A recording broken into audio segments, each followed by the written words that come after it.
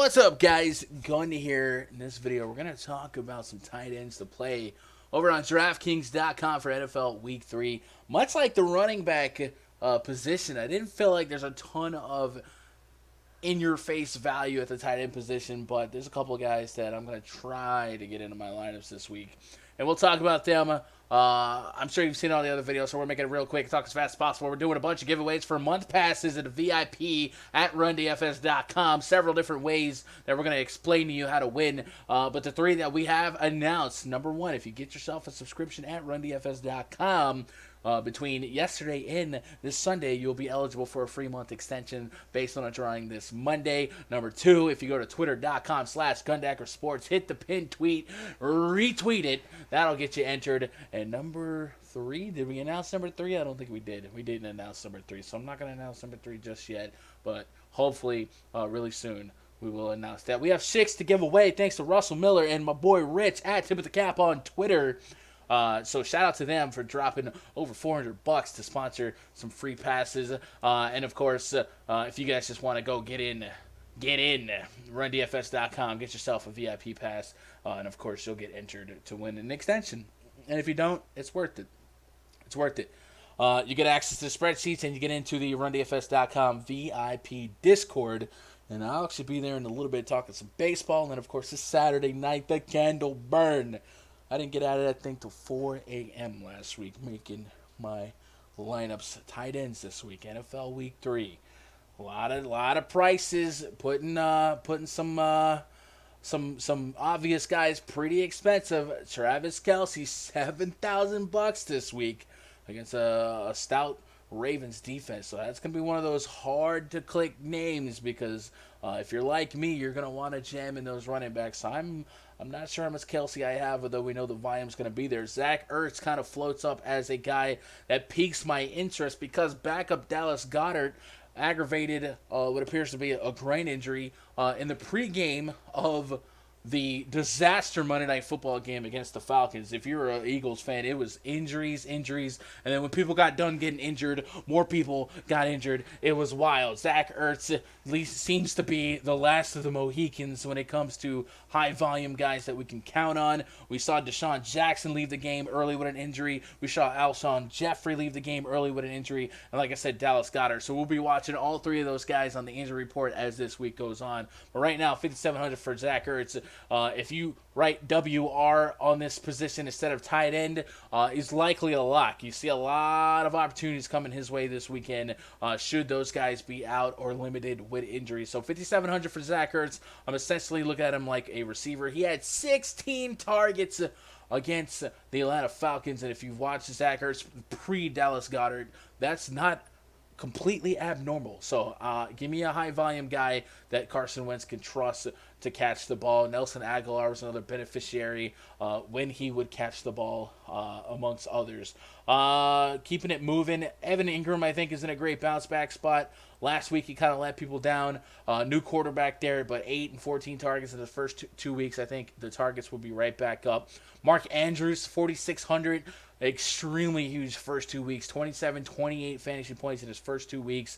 8 and 9 targets. Only missed 1 of 17 targets throughout the first 2 weeks. Has himself a touchdown at 100 yards in his first 2 weeks. Lamar Jackson has a great rapport with him. And if Lamar Jackson and the Baltimore Ravens are going to go into Arrowhead and compete with the Kansas City Chiefs, they're going to need Andrews. They're going to need all hands on deck. I like Hollywood Brown as well.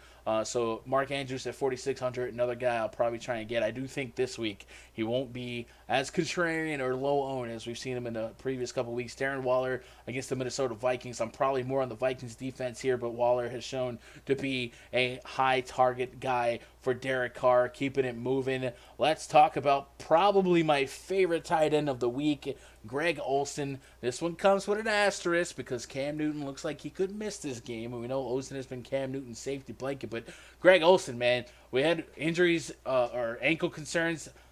They're pretty much done for me. 9 targets in his first 2 games, over 100 yards receiving against the Tampa Bay Buccaneers. He's going against the Arizona Cardinals here at 3,700, under 4K for 5+ targets is something I like. I do think that game's going to be pretty fast. We're going to see a lot of pass attempts for the Panthers. I think Greg Olsen, if he walks in there and walks away with another 9 targets, I definitely think he can make it happen, make the most of it. So 3,700.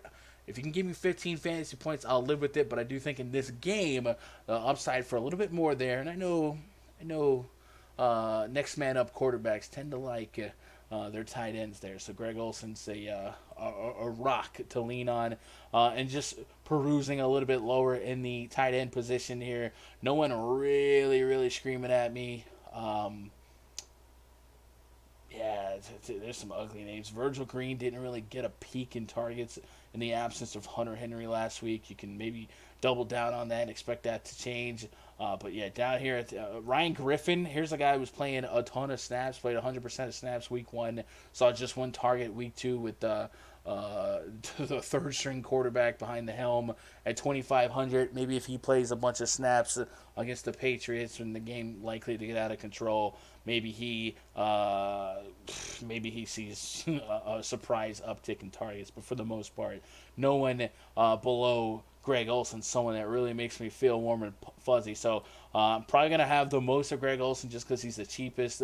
And then, of course, in my Baltimore stacks, I will have Mr. Andrews. I will have Evan Ingram to chase that 100-plus yards that Greg Olsen just had against the Buccaneers. And then Zach Ertz, depending on how the injury situations shake out for the Eagles this week, could be their wide receiver 1, all things considered. So I know 5,700 feels like a lot for the tight end. But once again, man, you write WR instead of the TE there. And that's a third wide receiver. And I mentioned it in the wide receiver video, but Devin Smith of the Cowboys, likely the next man up in lieu of Michael Gallup. So if you consider, you just swap him and Ertz price-wise, right? If Devin Smith is your cheap guy, your cheap pass catcher, Ertz fits in just fine. So those are kind of some ideas I have for the tight end position. Maybe that'll change between now and Sunday. We'll have follow-up videos probably on Friday, seeing if anything with game theory has changed much. So let me know who you guys are liking at tight end position. I definitely think this is the tightest week for pricing yet, which is, it makes sense. We're starting to get an idea on volume, on what defenses are good, what offenses are good, and that's when things start getting fun for me, because once the pricing is tight, the forcing guys in because you can becomes a little less prevalent. So yeah, that's my tight end picks. We'll have a defense video coming up. I sure appreciate you guys stopping by. If you want to win $25 via PayPal, leave a comment below. Make sure you subscribe, hit that thumbs up, and of course, go to twitter.com/GundackerSports. Retweet the pinned tweet. I'm out. I love you guys. I'll see you guys later. Good luck. God bless. And go win some money.